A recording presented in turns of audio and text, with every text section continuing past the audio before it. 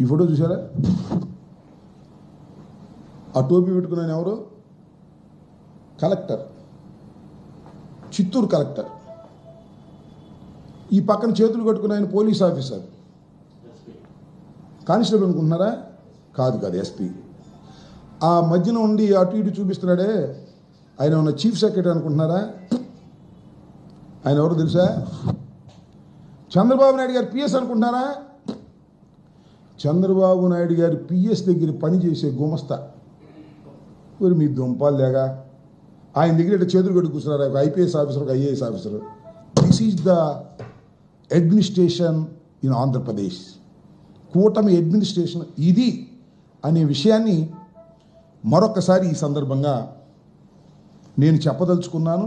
దిగజారినటువంటి రాజకీయాలు చేస్తున్నారు. ఐఏఎస్, ఐపీఎస్లను చేతులు కట్టుకుని కూర్చుని